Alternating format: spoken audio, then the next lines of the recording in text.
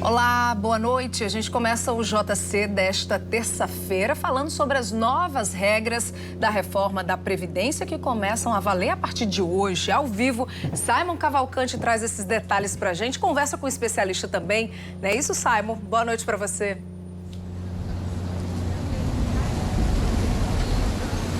Oi, linda. Boa noite a você, boa noite a todos. Pois é, né? Foram quase 9 meses de batalha aí, travada pelo governo, tentando aprovar essa reforma da Previdência, e o certo é que hoje ela foi promulgada.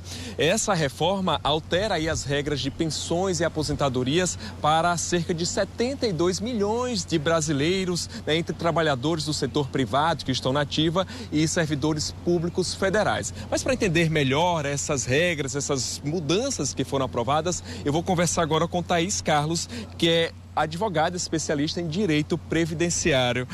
Doutora Thaís, primeiro, boa noite. Vamos dar uma resumida. Para começar, vamos explicar. Então, já está valendo, ou seja, já foi publicado, as novas regras já estão vigorando, não é isso? Boa noite. Boa noite, Simon. Exatamente, Simon. A partir de agora, as regras já estão valendo.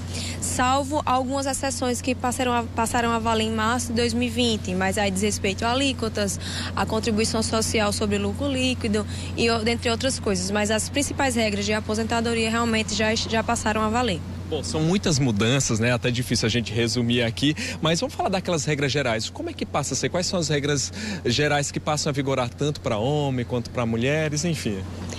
Para homem e para mulheres que tinham a expectativa de se aposentar sem idade mínima, em especial para o regime geral de previdência social, passa até a imposição de idade mínima. A regra definitiva seria 65 anos de idade para homem e 62 anos para mulheres. Aposentadoria especial também, que as pessoas tinham a expectativa de se aposentar sem idade mínima, agora terá aí uma pontuação mínima. Então, querendo ou não, tem uma imposição de idade. Entre outras coisas que nós não estávamos acostumados nas regras anteriores e agora vamos ter que nos acostumar. Para o pessoal de casa entender, por exemplo, para um homem, para uma mulher, para eles se aposentarem recebendo aquele teto máximo, qual a idade mínima e quanto tempo de contribuição? Simon, atualmente existem diversas regras de transição, mas assim, fazendo um resumo, para que um homem se aposente na média salarial, ou seja, que não tenha nenhuma perda, ele tem que trabalhar em torno de 40 anos de tempo de contribuição, nas regras definitivas. Então, assim, ou então, na regra de transição, por exemplo, do pedágio de 100%, ele tem que cumprir até os 35 anos de tempo de contribuição, o homem, e pagar um pedágio do tempo que falta para chegar a isso.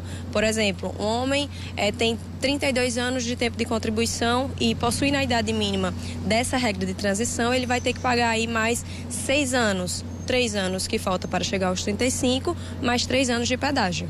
Você falou de regras de transição e muita gente está preocupado com isso, né? Muita gente está perto de se aposentar, vai se aposentar daqui a pouco e fica pensando, e aí, eu me enquadro nessas novas regras? Como é que fica a minha situação? Explica então aí para esse pessoal. Todas as pessoas que atualmente estão no mercado de trabalho, elas vão entrar na regra de transição. A regra definitiva, basicamente, ela só vai se enquadrar para as pessoas que ainda vão entrar no mercado de trabalho. Então, todo mundo que está trabalhando atualmente, que está contribuindo para a Previdência, seja como contribuinte individual, seja como empregado, ele vai ter que se adequar às regras de transição. Como é que fica a situação do agricultor, né? Isso também gerou muita polêmica no tempo que a reforma estava sendo discutida. Com relação ao agricultor, as regras não se modificaram. Teve muita discussão no início e, em virtude disso, a Câmara dos Deputados resolveu suprimir essa mudança na reforma da Previdência. Então, as regras continuam as mesmas. Certo, então, Thaís, muito obrigado por sua participação aqui no Jornal da Correio. Linda, eu vou mudar um pouco de assunto, mas a gente continua meio que falando lá de Brasília, porque ontem o presidente Jair Bolsonaro anunciou uma medida provisória que acaba com o seguro DPVAT, aquele que a gente paga toda vez que vai renovar o IPVA de um veículo, né? E essa medida provisória já foi publicada hoje no Diário Oficial da União. Sobre esse assunto eu vou conversar agora com o Dr. Jackson Lucena, que é advogado especialista em trânsito. Boa noite, doutor Jackson. Vamos explicar aí o que é essa medida, né? Que o fim do seguro DPVAT, o que é que ela vai significar na prática?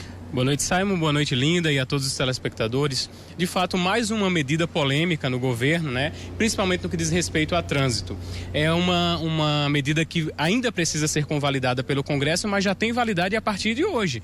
Porém, só vai afetar os condutores como um todo, a população como um todo, até porque o seguro acoberta toda a população, não apenas os motoristas e motociclistas, a partir do 1º de janeiro de 2020.